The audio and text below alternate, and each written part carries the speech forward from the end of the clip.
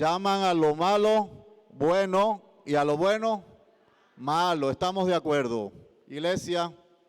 Entonces podíamos estar diciendo que el mundo no va bien, no va tan bien. Infortunadamente no va tan bien.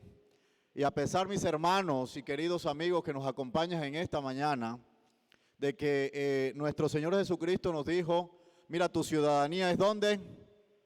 En el cielo.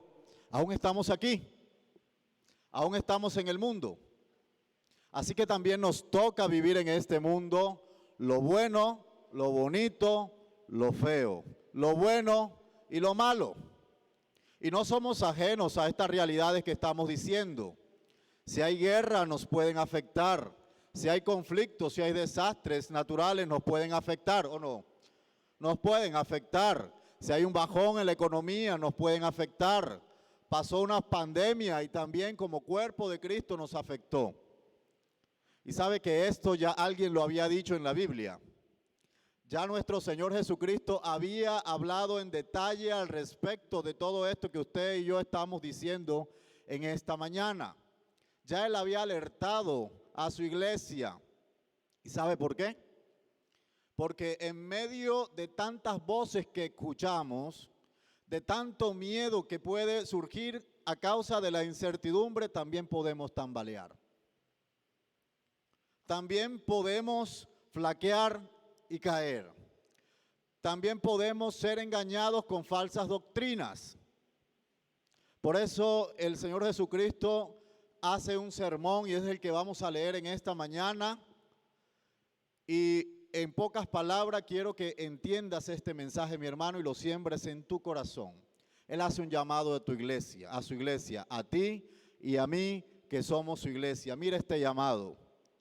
El llamado que hace Cristo a su iglesia es a permanecer firmes y no dejarnos engañar en medio de las calamidades, en medio de las persecuciones y pruebas hasta el fin de los tiempos. Quiero que repitas esa idea conmigo, por favor.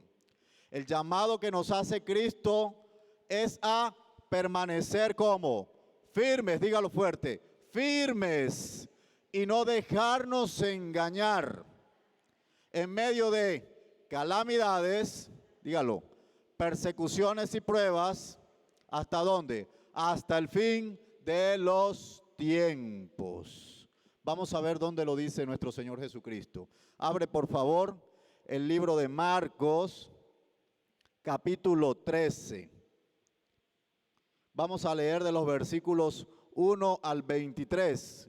Lo vamos a hacer de manera antifonal, iglesia. Quiero que me ayudes y participes activamente en esta lectura.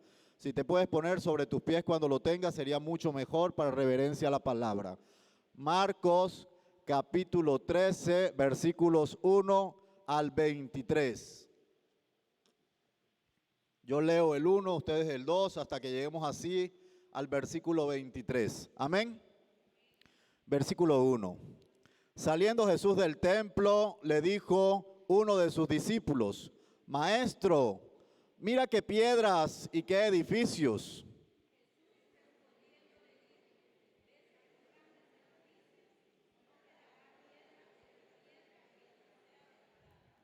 Y se sentó en el monte de los olivos frente al templo. Y Pedro, Jacobo, Juan y Andrés le preguntaron aparte: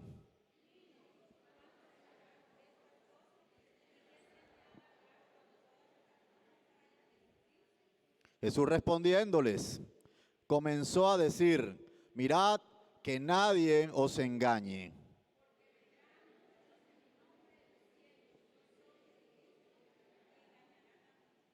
Mas cuando oigáis de guerra y rumores de guerra, no os turbéis, porque es necesario que suceda así, pero aún no es el fin.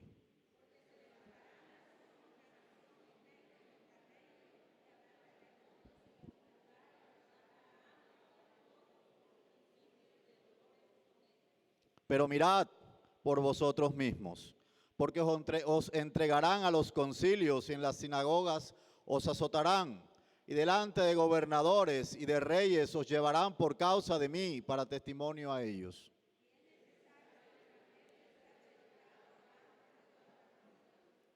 Pero cuando os trajeren para entregaros, no os preocupéis por lo que habéis de decir ni lo que penséis, sino lo que fuere dado en aquella hora, eso hablad, porque no sois vosotros lo que habláis, sino el Espíritu Santo.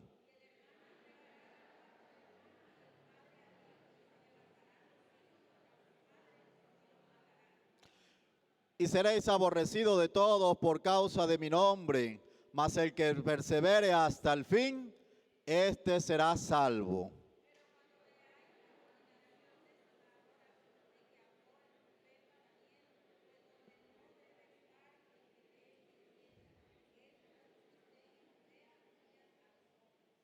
El que esté en la azotea, no descienda a la casa, ni entre para tomar algo de su casa. Mas hay de las que estén encintas y de las que críen en aquellos días. Porque aquellos días serán de tribulación, cual nunca ha habido desde el principio de la creación que Dios creó hasta este tiempo, ni la habrá.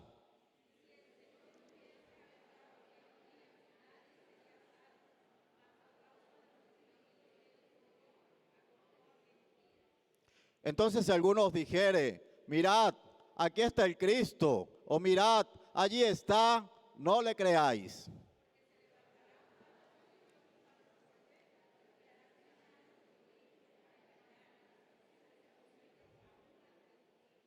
Mas vosotros mirad, os lo he dicho antes. Amén. Puedes sentarte, mi hermano.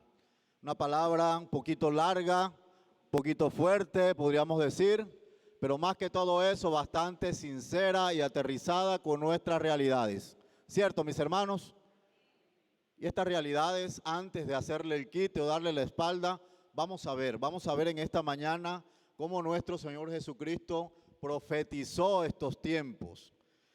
Vamos entonces a mirar en primera medida que el llamado que hace Cristo a su iglesia es permanecer firme y no dejarnos engañar en medio de las calamidades. Y aquí estamos entonces en el versículo 1. Ponga su mirada allí en el versículo 1, si tiene su Biblia abierta, y dice que Jesús estaba saliendo ¿de dónde? Del templo. Y ahí entonces recordamos un poquito de lo que nos enseñaban el domingo anterior. ¿Se acuerdan de estas expresiones que hacía nuestra hermana del reino que encanta y el reino que desencanta? El reino que encanta para los escribas que andaban con largos ropajes, que andaban con la palabra en la mano, que andaban en las sinagogas, que andaban en las iglesias, mostrando y haciendo largas oraciones y tal vez echando grandes diezmos para figurar y ser aplaudidos. Esos que aman ser aludidos todo el tiempo, pero que no les gusta entregarse. Y el reino que desencanta, también nos explicaban, es aquel que nos incomoda, pero aquel que nos lleva al cielo. Y lo representaba aquella viuda que echó, cuando estaba diezmando, solamente lo único que tenía para sobrevivir, 2 blancas, que significaba un cuadrante en ese momento. Ella echa sus 2 monedas allí, y ahí está Cristo mirando con los apóstoles, los discípulos, les está diciendo, ¿sabes una cosa? Ella echó más que todos ellos. Ellos echaron lo que les sobraba. Ellos echaron para que los vieran y los aplaudieran.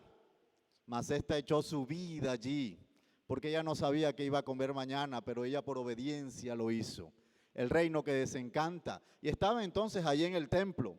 Y dice el versículo 1 que estamos leyendo que ellos ya iban saliendo. Jesús les hizo esa enseñanza que disfrutamos el domingo anterior y ya iban saliendo. De repente, uno de sus discípulos lo sorprende, lo interrumpe allí.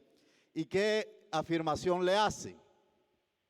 Le dice ahí en el versículo 1, maestro, ¿a qué lo llama mirar? Mira qué piedras y qué edificios. Y hay una imagen que vamos a presentar con respecto a esto. Estamos hablando, mis hermanos, del segundo templo de Jerusalén. Dios permitió que se construyera para su gloria un primer templo, el templo que hizo Salomón. Pero este templo, este fue destruido, ¿no? En la fecha cuando Babilonia vino por Judá, por los de Judá. Este es el segundo templo, del cual hemos venido estudiando. Y aquí podemos ver como si estuviéramos en una salida de esa allí con Jesús, mirando la conversación que tenía Cristo con los discípulos. Y ellos están adorando y están contemplando y le dicen, mira qué grandes piedras, qué grandes edificios. Este templo, mis hermanos, se hizo a la altura de los libros de Esdras, Nehemías, Ageo. Si quieres explorar más cómo se construyó, ahí nos van a enseñar. Pero dice que fue un templo bastante modesto. Herodes ya el Grande, en el siglo XIX, antes que naciera Cristo, lo remodela. Él tenía fama de constructor y allí se para Cristo a conversar después de la enseñanza de la viuda que lo entrega todo. Y ellos lo detienen de repente y le dicen, mira estos grandes edificios, mira estas grandes construcciones. Dice que esta explanada tenía más o menos unos 500 metros de largo con 300 de ancho. Era grandísimo. El templo estaba rodeado de murallas, de fuertes que le protegían también. Piedras de mármoles talladas más o menos por 1000 sacerdotes. Esto era lo que se estaba viendo en tiempos de Jesús. Este era el templo en donde Jesús también se congregaba, mis hermanos. Más o menos el diseño viene a hacerlo así los historiadores. Cuando a ti te preguntan, mira el cielo cómo está de hermoso, ¿cuál es la respuesta que espera a la persona de ti? Mira el clima tan delicioso que está haciendo, ¿qué le vas a responder tú? Está chévere, cierto que está bonito, está un cielo azul. Pero sucede que el Señor no piensa como nosotros pensamos. Él no tiene la perspectiva como nosotros la tenemos. Y Él le da una respuesta bastante diferente. Porque los pensamientos del Señor no son como los nuestros. Dice Isaías que los de Él son ¿qué? Más altos, profundos. No los podemos entender. A nosotros cualquier cosa que veamos bonita nos llama la atención y comenzamos a adular. Y aquí veía a un discípulo diciendo, mira qué hermosura de templo, mira qué piedras, qué edificaciones, ¿quién haría esto tan grande? Pero Jesús sorprende con su respuesta. Mire lo que él hace en el versículo 2. ¿Qué responde Jesús allí?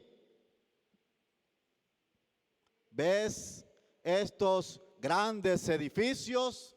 ¿Ves esas piedras hermosas que están allí?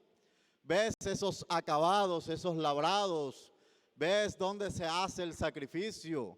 ¿Ves dónde se entrega la ofrenda? ¿Ves dónde la gente va entrando, subiendo los escalones? No quedará piedra sobre piedra que no sea derribada.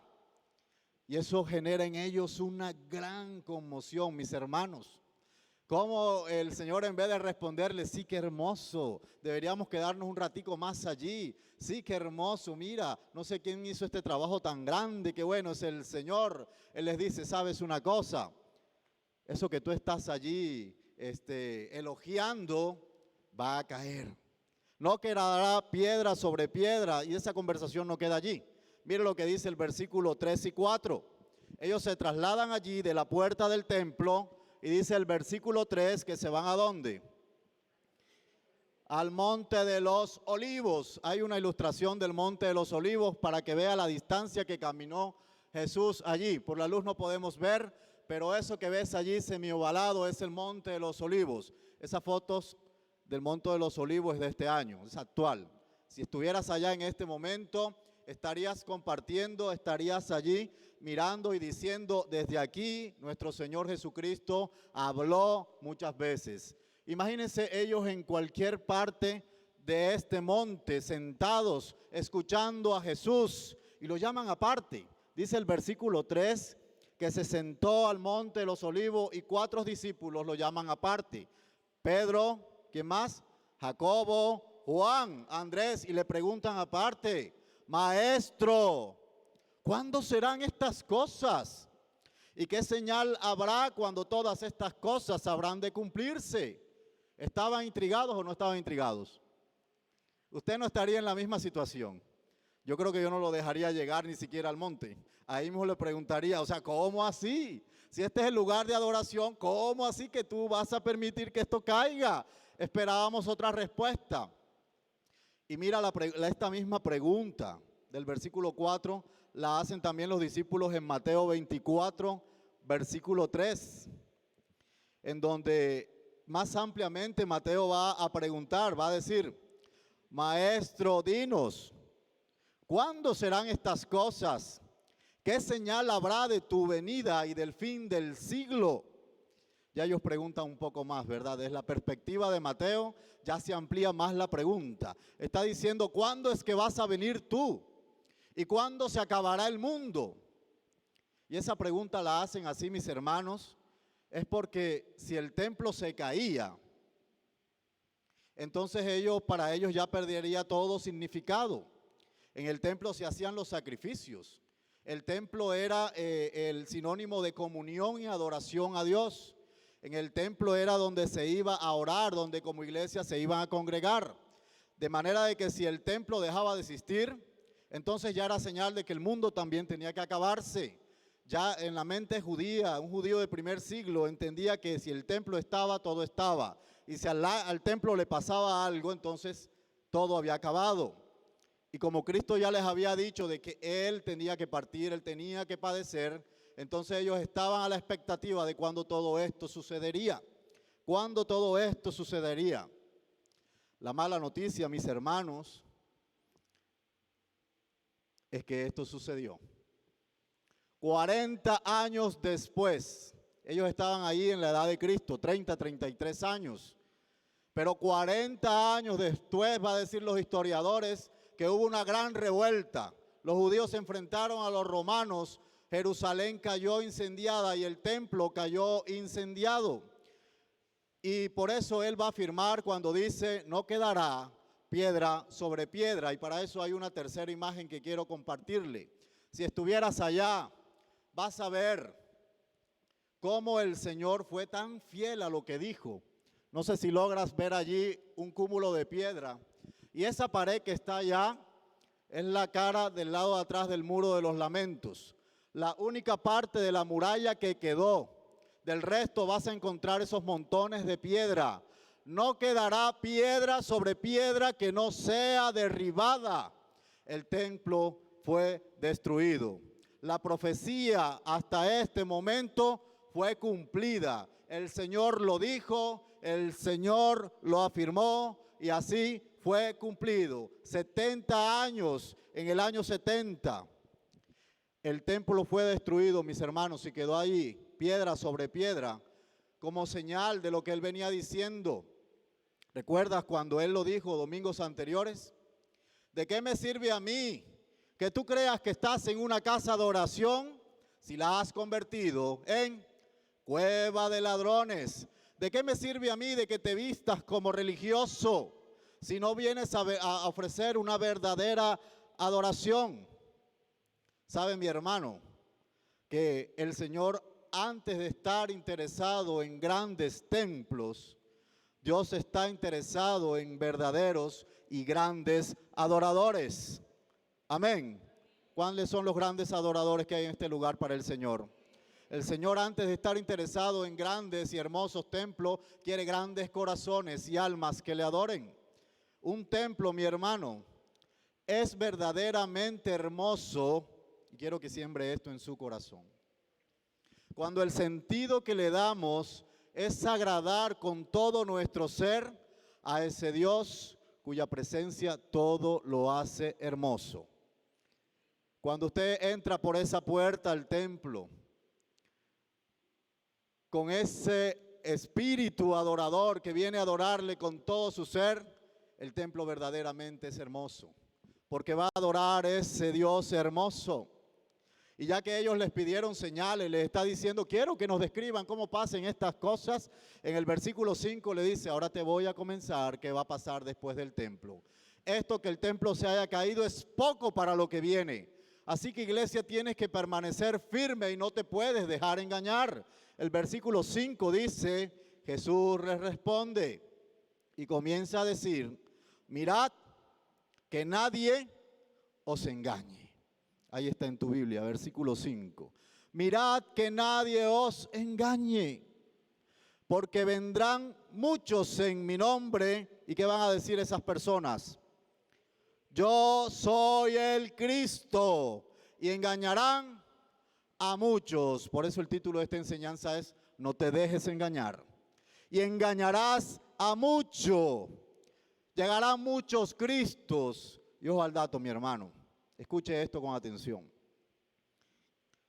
Después de la partida de Cristo y de la promesa de que Él regresaría, conforme lo hizo en Hechos 1, versículo 11, y en muchas partes en el Evangelio, dice la historia y dicen los investigadores y las personas, los apologetas que se dedican a defender la fe, que ya van más de 1000 personas que se han hecho pasar por Cristo. Óigalo bien. Después que Cristo partió, van más de 1000 falsos Cristos que se han levantado. Y esto es peligroso, porque personas que apenas están llegando al camino de la fe, se encuentran con iglesias donde se profesa de esa manera. Pastores investidos de Cristo, falsos apóstoles, o personas que alguna vez gozaron y disfrutaron de la sana doctrina, de repente fueron engañados y salieron a seguir estos falsos cristos. Si uno mira e investiga, la lista es bastante larga. Y podríamos decir, eso yo no lo he visto, no está pasando. ¿Sabe que me sorprendió a mí en estos días algo que pasó hace 1 o 2 años? Estudiando este tema, me encuentro que una iglesia cristiana, de repente el pastor se hace llamar Jesucristo hombre. Y comenzó dándose ese apelativo, ese apellido, hasta creerse de verdad Jesucristo hombre. Y no solamente él lo creyó la congregación. Y ya no adoraban a Jesucristo aquí en la Biblia, sino que lo adoraban a él. Y él entraba con una alfombra roja como gran celebridad. ¿Y sabe qué apelativo tenía la esposa? Ella era el Espíritu Santo. Y no estamos hablando de una iglesia de 200 o 400 fieles que se congrega. Una iglesia de más de 10,000 congregados. Escúchelo bien. 10,000 personas siguiendo este falso Cristo. Este hombre murió de cáncer. Podríamos decir, oportunidad para que la iglesia se pellizcara, ¿sí o no? Es el momento de que entendiera de que él no cumplió lo que Cristo decía. Donde está que resucitó, él no era Cristo. Muere, lo sepultan y para desgracia de todos, diría yo, la mujer dice, ya yo no soy el Espíritu Santo, ahora soy Cristo mujer. Y si lo buscas, todavía está esa iglesia firme con las 10,000 personas. Entendemos la realidad que Cristo nos está diciendo. Engañarán a muchos, engañarán a muchos. No por nada, Él lo va también a repetir en el último versículo que leímos, el 22. Se levantarán falsos cristos, falsos profetas, harán señales y prodigios. Y aún pueden engañar a los escogidos, los van a engañar. Por eso a veces no entendemos, ¿verdad? Cómo hay gente que salta de iglesia en iglesia, de congregación en congregación. Esos estaban persiguiendo la doctrina de la llamada prosperidad. Esos estaban buscando el falso milagro. Esos son los amantes de la falsa profecía. Los que les gustan que les den en el oído palabras suaves y dulces y no les llamen al arrepentimiento.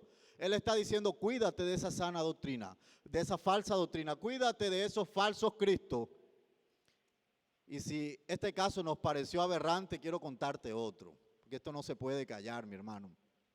En Canadá, a hoy, aquel por lo menos ya murió, pero a hoy vas a encontrar algo que creo que te va a dar en este momento una disonancia cognitiva.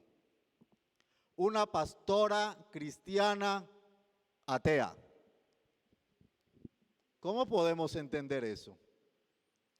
Ella es cristiana, la congregación es cristiana, pero es atea. 5,000 personas se congregan. ¿Sabe qué dice ella? Solamente me encargaré de predicar lo bueno, pero no existe Jesucristo. Infortunadamente la iglesia está creciendo, mi hermano. ¿En qué estamos creyendo? ¿En qué está creyendo la humanidad? ¿Será que Cristo se equivocó cuando nos alertaba de todos estos desastres, mis hermanos? No nos podemos dejar engañar. Solo el nombre de Jesucristo nos fue dado y solo a Él debemos llamar Señor y darle la gloria. Amén. Solamente a Él debemos rendir nuestras vidas. Solamente de Él podemos aceptar el señorío a nuestras vidas. Amén. Pero además de esto también nos está diciendo otra cosa. Jesús está preparando a su iglesia diciéndole, mira, se va a introducir la falsa doctrina. Se va a multiplicar a millares. Es como cuando el comején entra en la madera, ¿verdad? En un momentico se te come la madera, la tocas, está hueca y cuando desprendes sale la cantidad de comején o de cucarachas, cuando no haces el aseo bien. Bueno, así se está multiplicando la falsa doctrina. Pero también está diciendo, la destrucción será completa. El versículo 7 y 8 nos va a decir, mas cuando oigáis, ¿de qué? De guerra y de rumores de guerra, no os turbéis, porque es necesario que suceda así, pero aún no es el fin, porque se levantará nación contra nación y reino contra reino. Habrá terremotos en muchos lugares, habrá hambres, alborotos y principios de dolores son estos. ¿Han habido terremotos?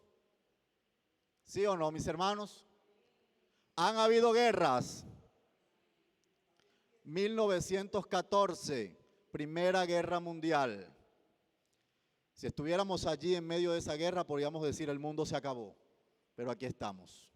1939, Segunda Guerra Mundial, Hitler contra los judíos y después la coalición contra Alemania. 1947, la Guerra Fría que dejó millones de muertos. Han habido muchas guerras. Hoy está, en este momento, mientras que escuchamos la palabra, está Rusia bombardeando a Ucrania. No ha cesado el rumor de guerra. Rusia dice, si la OTAN se alía con Ucrania, entonces hará la Tercera Guerra Mundial. Mientras nosotros, ¿qué hacemos, iglesia? ¿Qué estamos haciendo? ¿Estamos dormidos o estamos permaneciendo firmes? Cristo nos está diciendo que como iglesia, mis hermanos, tenemos que ser entendidos. Tenemos que ser conocedores que este tipo de circunstancias hacen parte de las señales del fin, pero que también hacen parte de la vida. Y frente a esto, usted y yo tenemos que mantenernos como firmes. Frente a esto, usted y yo no nos podemos dejar engañar de la falsa doctrina y aún las circunstancias no sean las mejores, tenemos que permanecer firmes. Cristo quiere que seamos conscientes, mis hermanos. Y la verdad es que es difícil compartir una palabra así, pero esta es la que hay. ¿Y esta es la realidad o no?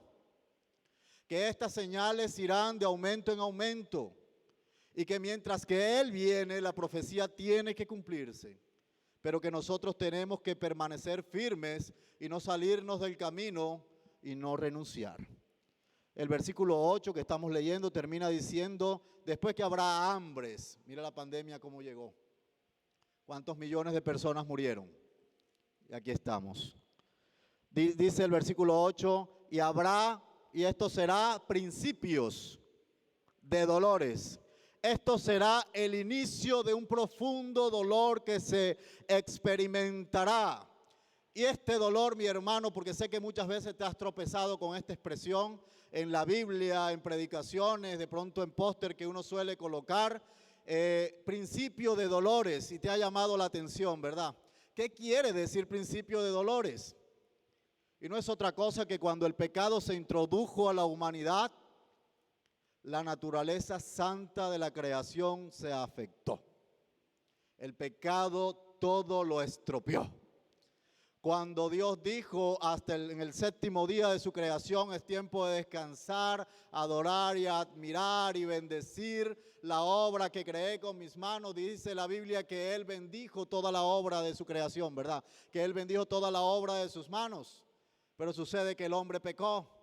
Génesis 3:17, si puedes ir conmigo un momentico allá. Y mira cuando todo empezó, desde cuándo empezó este desastre, que Cristo termina complementando en su sermón profético.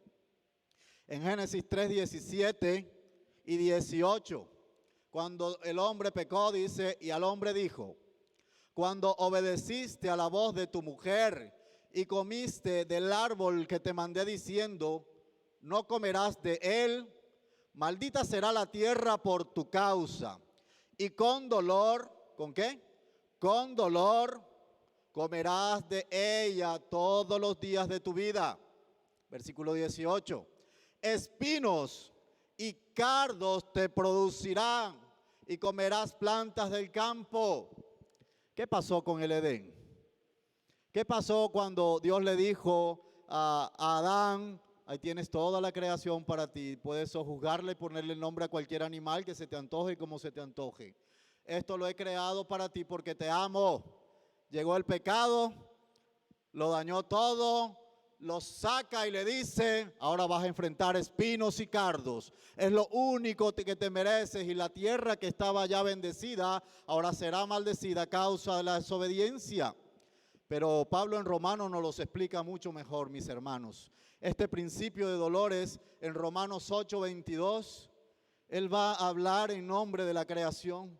Pablo va a decir, porque sabemos que toda la creación gime a una y aún está con dolores de parto hasta ahora.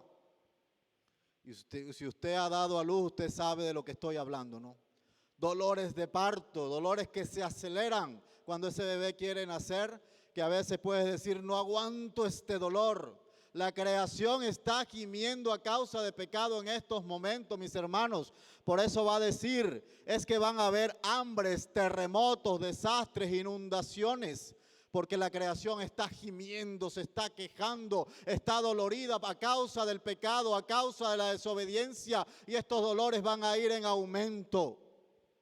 Pero el versículo 23, ahí en Romanos 8, también dice que nosotros estamos gimiendo, porque nosotros somos un pueblo santo, pero por estar en este cuerpo corruptible, este cuerpo débil, pecador aún, este cuerpo que aún puede sujetarse al pecado si no se sujeta a la ley de Cristo, dice el versículo 23, y no solo ella, no solo la creación, sino que también nosotros que tenemos la primicia del Espíritu, nosotros que también gemimos por dentro de nosotros mismos, esperamos la adopción, esperamos la redención en nuestro cuerpo, esperamos que Cristo venga, esperamos que este cuerpo corruptible sea convertido a imagen de cuerpo incorruptible, amén. Esperamos que este cuerpo ya sea por fin transformado y ya la enfermedad no lo toque y ya el dolor no le toque y la preocupación no le toque, aleluya, amén.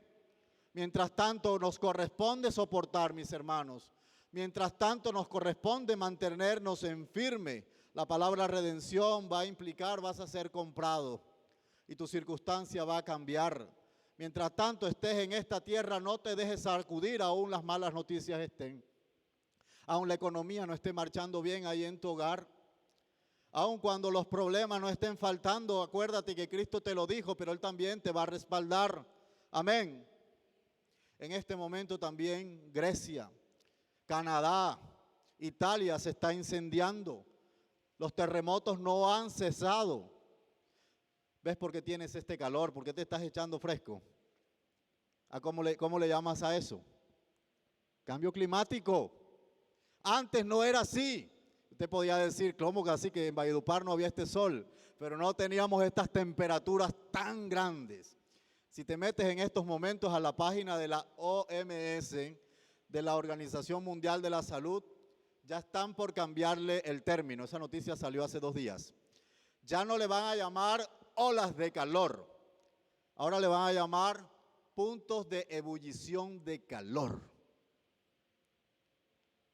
Se dice que se desprendió un gran glacial de la Antártida, el norte, del tamaño de Argentina. La pobreza está aumentando, la desigualdad económica está aumentando. Y nosotros como iglesia tenemos que entender que esta es la realidad, mis hermanos, pero que tenemos que entender que Cristo no nos desamparará aún en las peores circunstancias. Amén. ¿Y para nosotros qué hay?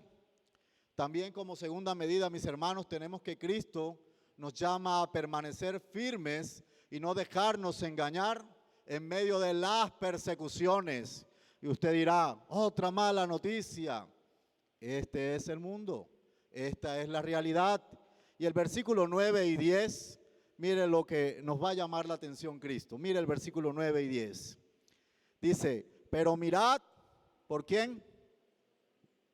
¿Qué más?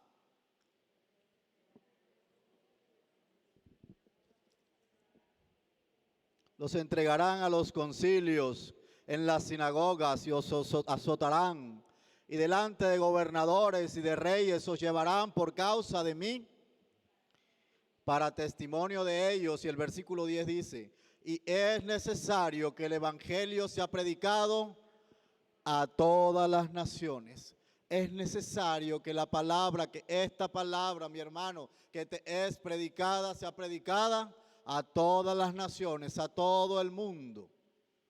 Por la misma corrupción, mi hermano, por la misma descomposición que está viniendo a causa del pecado, de la desobediencia.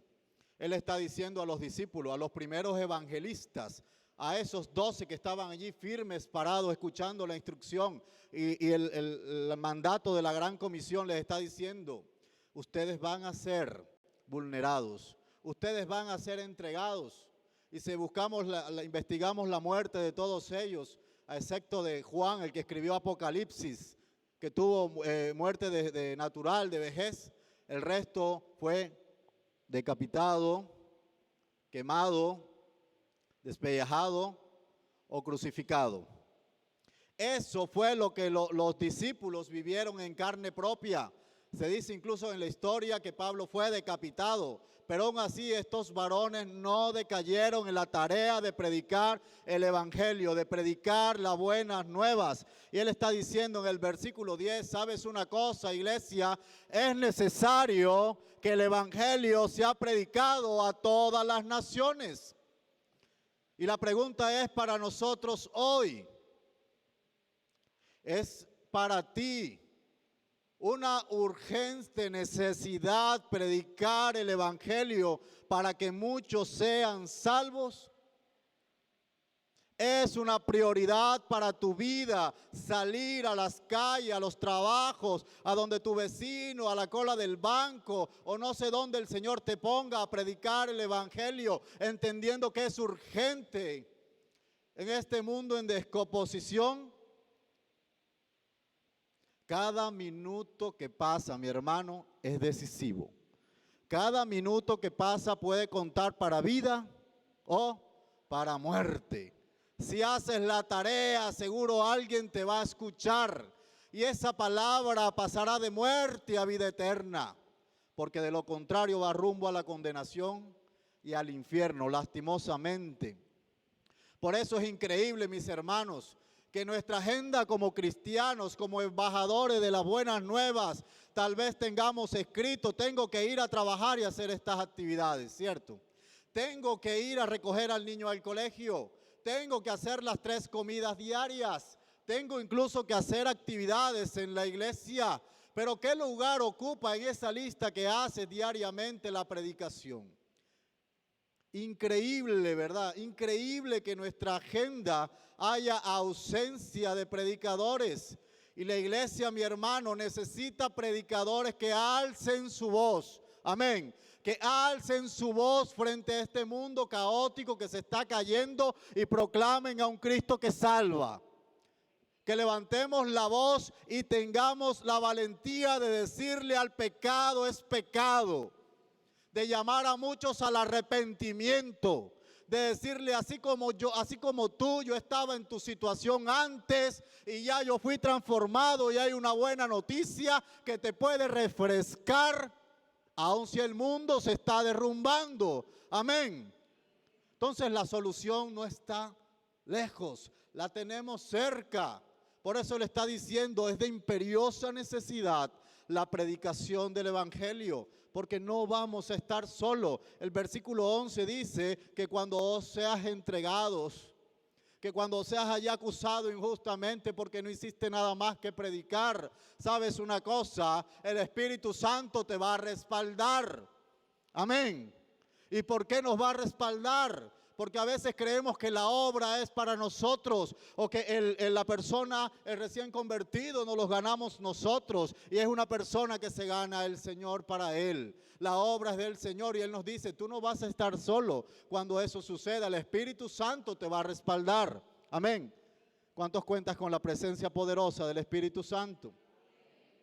La carencia de la predicación del Evangelio, mis hermanos, conlleva a la ausencia de Cristo en las personas. Y si hay ausencia de Cristo en las personas, sucede lo que dice el versículo 12.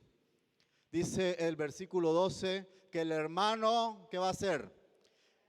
Léalo, mi hermano, que es una realidad que estamos viviendo aquí, las familias colombianas y en todo el mundo. El hermano entregará a muerte al hermano, el padre al hijo, y se levantarán hijos contra los padres y los matarán. ¿Es esto cierto o no?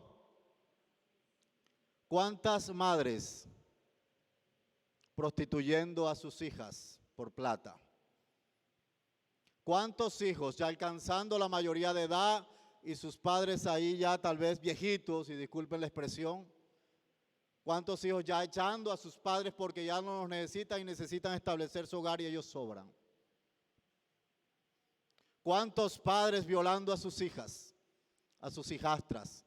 ¿Cuántas noticias vemos diariamente en Colombia? ¿Qué pasó con el amor?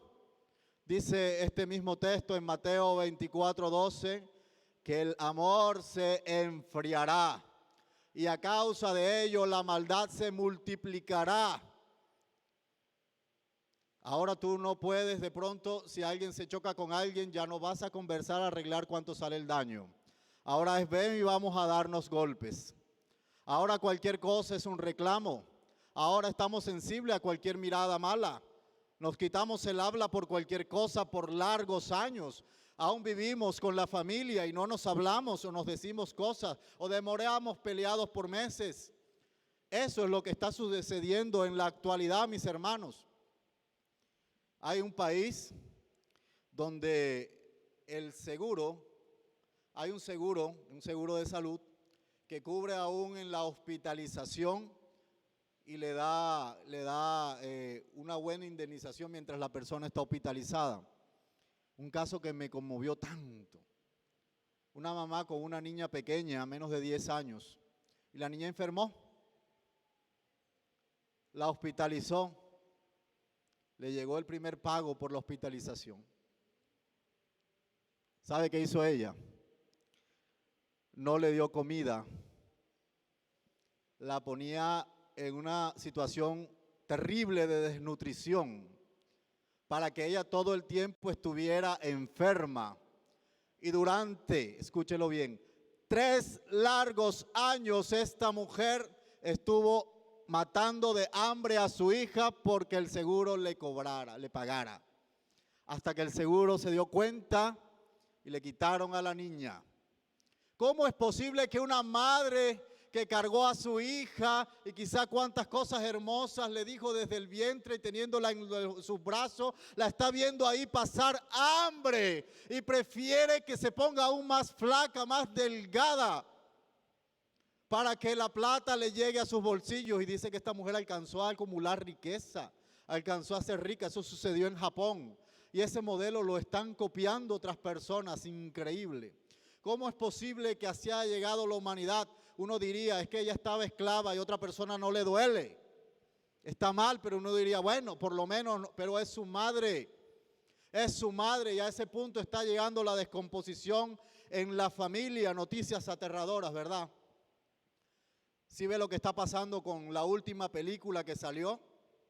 Sonido de Libertad. ¿Se ha escuchado de esa película que en inglés es Song of the Freedom? Una película cuyos productores han ido a las grandes cadenas, a los cines internacionales, a los que transmiten por streaming, y estas personas han dicho no. Y no la han dejado publicar, por eso todavía no la hemos podido ver aquí en Colombia. ¿Sabe de qué habla esa película? De cómo los niños chiquiticos, hembras, varoncitos, están siendo vendidos como objetos sexuales en una red internacional. Y cómo estas grandes productoras han dicho, no, eso no hay que verlo. Pero para promover la ideología, sí, ¿verdad?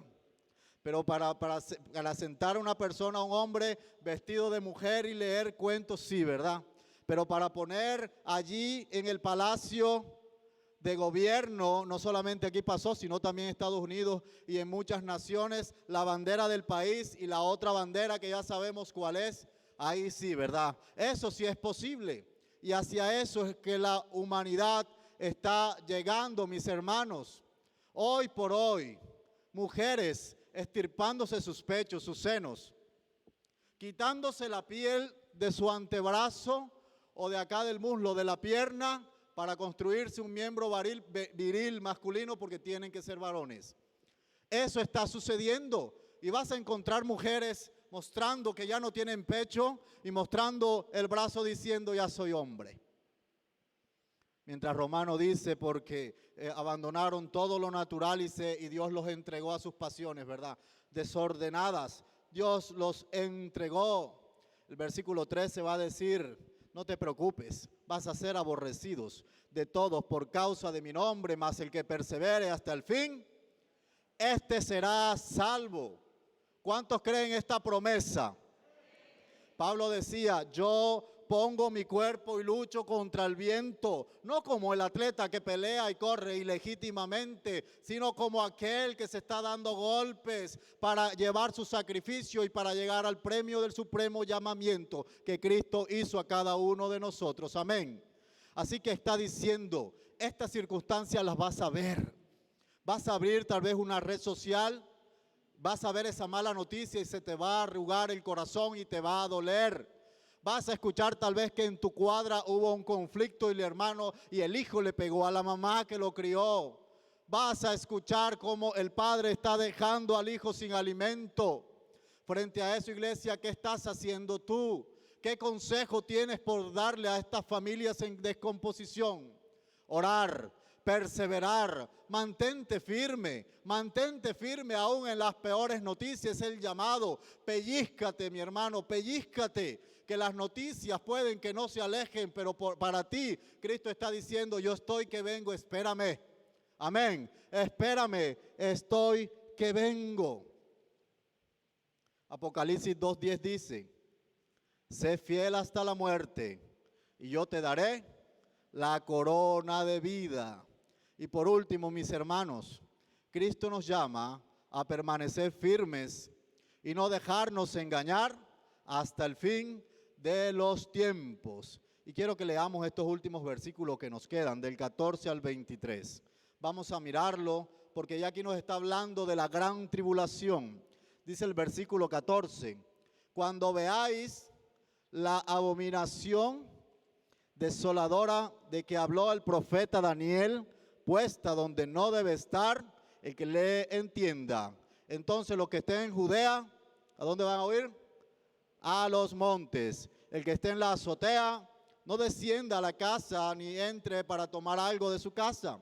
El que esté en el campo, no vuelva atrás a tomar su capa.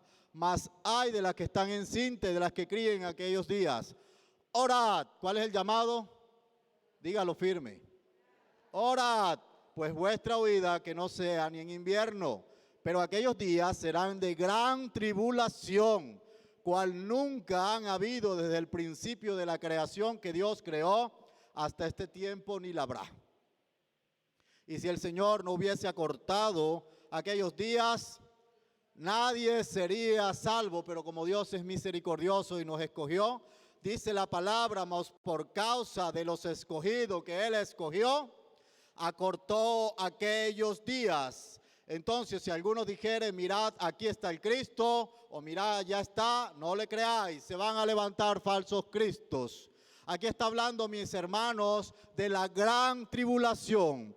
Por eso Él está diciendo, estos que estamos viviendo, de los terremotos, de las hambrunas, de los conflictos familiares, de las guerras que están sucediendo, de los rumores de la guerra, de las pandemias, de los brotes, de las crisis económicas. Esto apenas son principios de dolores, pero va a llegar un momento en donde la historia se va a partir en dos y vendrá lo que alguna vez has escuchado en el Apocalipsis, que es la gran tribulación.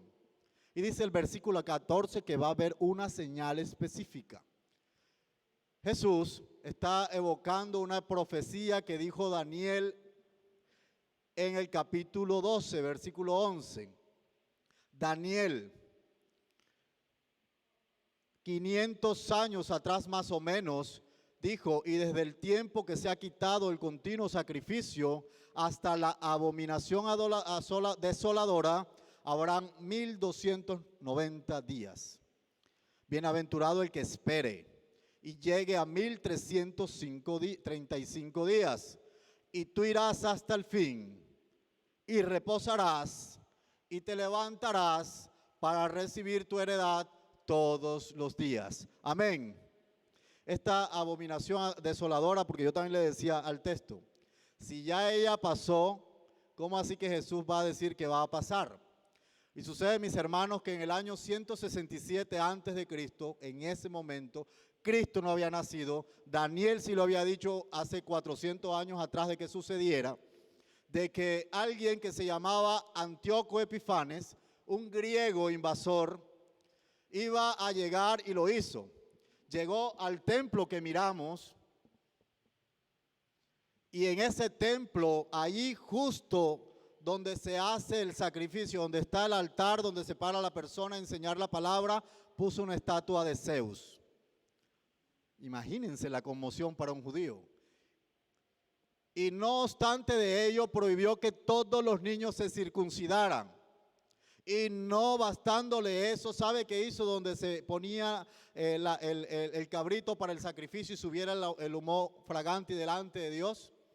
Allí roció sangre de cerdo y carne de cerdo. Una abominación desoladora, un ídolo metido en el templo de Dios. Y por eso Jesús está diciendo, algo parecido va a pasar en la gran tribulación. Tal vez no es en los templos donde se van a meter imágenes, pero sí va a llegar una figura que se va a llamar el anticristo y va a llegar a engañar a muchos. Nosotros no sabemos si ya tal vez estamos viviendo en esos tiempos de gran tribulación. Nosotros no sabemos si ya el espíritu del anticristo está suelto por el mundo. Hay muchas personas que dicen que ya las trompetas están sonando. Hay otros que dicen que ya de los séptimos sellos faltan unos sellos por romperse. Yo eso no te lo puedo responder desde acá.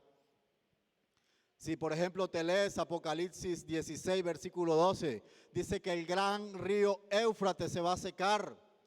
Y si vas allá vas a ver que se está secando el gran río Éufrates. No sabemos si las trompetas están sonando. Lo que sí sabemos es que el Señor nos está diciendo, ojo, y esos hay que nos está diciendo ahí, estás en la azotea, ojo, ni siquiera bajes a buscar tu capa. Estás allí entretenido en algo, ora, no te distraigas, ora, porque vienen tiempos complicados, vienen tiempos difíciles, vienen tiempos en donde vas a ver el Apocalipsis en su esplendor. Y ya para cerrar, quiero que vayas conmigo a esa lectura. Apocalipsis 13, versículo 11 al 17. Ella nos va a explicar cómo será esta tercera parte del sermón profético de Jesús. Apocalipsis 13, versículos 11 al 17. Estos son tiempos de escatología o del fin del mundo. Dice, después, ya estás allí conmigo, mi hermano. Apocalipsis 13, versículos 11. Después, lee conmigo. Vi otra bestia que subía de la tierra y tenía 2 cuernos semejantes a lo de un cordero, pero hablaba como ¿qué? Como dragón. Y ejerce toda la autoridad de la primera bestia en presencia de ella. Y hace que la tierra y los moradores de ella adoren la primera bestia, cuya herida mortal fue sanada. También hace grandes señales, de tal manera que aún hace descender fuego del cielo a la tierra delante de los hombres. Y ojo al versículo 14. Y engaña, ¿sí escuchó? Engaña a los moradores de la tierra con las señales que se les ha permitido hacer en presencia de la bestia, mandando a los moradores de la tierra que le hagan imagen a la bestia que tiene la herida de espada y vivió. Y se le permitió infundir aliento a la imagen de la bestia, para que la imagen hablase e hiciese matar a todo el que no la adorase. Y hacía que a todos, mire esto, pequeños, grandes, ¿qué más? Ricos, pobres, libres, esclavos, se le pusiese una marca, ¿dónde?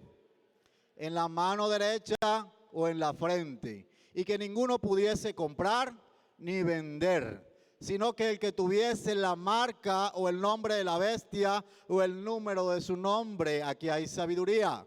El que tiene entendimiento, cuente el número de la bestia, pues es número de hombre y su número es 666. Pase al capítulo 14 y leemos estos últimos versículos, del 6 al 13.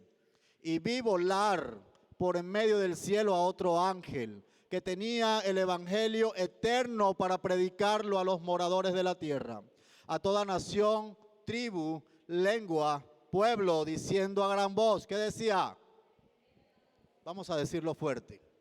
Temed a Dios y dadle gloria, porque la hora de su juicio ha llegado, y adorad a aquel que hizo el cielo y la tierra, el mar y la fuente de las aguas.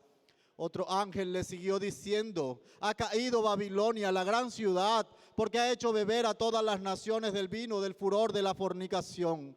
El tercer ángel lo siguió diciendo a gran voz, si alguno adora a la bestia y a su imagen, y reciba la marca en su frente o en su mano, él también beberá de la ira de Dios, que ha vaciado puro en el cáliz de su ira, y será atormentado con fuego y azufre delante de sus santos ángeles y el Cordero. Y el humo de su tormento sube por los siglos de los siglos, y no tienen reposo ni de día y ni de noche los que adoran a la bestia y a su imagen, ni nadie recibirá la marca de su nombre. Versículos 12 y 13 y terminamos. Aquí está la paciencia suya y mía. La paciencia de los santos, dígalo, la paciencia de los santos, los que guardan los mandamientos de Dios y la fe de Jesús. ¿A qué nos está llamando el Señor? ¿A guardar qué? ¿A qué nos ha enseñado toda esta semana de cielos abiertos? A guardar los mandamientos para que las bendiciones caigan sobre nosotros. Versículo 13, y oí una voz que desde el cielo me decía, escribe. Bienaventurado de aquí en adelante los muertos que mueren en el Señor. Sí, dice el Espíritu, descansarán de sus trabajos porque sus obras con ellos siguen. ¿Y cuántos dicen amén? Le damos la gloria a Dios, ¿verdad? Tiempos difíciles, sí. Cambio climático, sí. Tal vez una economía difícil, sí. Pero el Señor te está diciendo, en medio de todo eso yo te voy a proteger. Amén. Yo te voy a sustentar, yo te voy a sanar y yo voy a apartarte a ti morada en el cielo porque tú vas a ser salvo, iglesia. Tú vas a ser salvo. ¿Cómo nos habló el Señor en esta mañana? ¿Te habló el Señor? ¿Eres consciente de que todo lo que está pasando es a causa del pecado que se introdujo en el mundo? ¿Eres consciente de que no somos ajenos a estos escenarios, a estas realidades? Y hay palabras claves que se esconden en esto que estuvimos leyendo. Por un lado nos dijeron, no te dejes engañar. Por otro lado nos dice el Señor, mirad por vosotros mismos. Es decir, tú mismo cuida de tu salvación, ¿sí? Por otro lado te está diciendo, predica el Evangelio. Por otro lado te está diciendo, llénate todo el tiempo del Espíritu Santo. También nos está diciendo, persevera hasta el fin porque vas a ser salvo. Y ora. Y eso vamos a hacer en esta mañana. Ponte de pie, iglesia, y vamos a orar. Y teniendo en mente todas estas circunstancias, abre tus labios y sé sincero con el Señor. No dejes que yo esté orando por ti. Ora por tus realidades, ora por todo. Ora por Colombia, ora por Valledupar, ora por tu familia, por las diferentes circunstancias difíciles que estamos viviendo, mis hermanos. Es tiempo de orar. ¿Qué tal si hacemos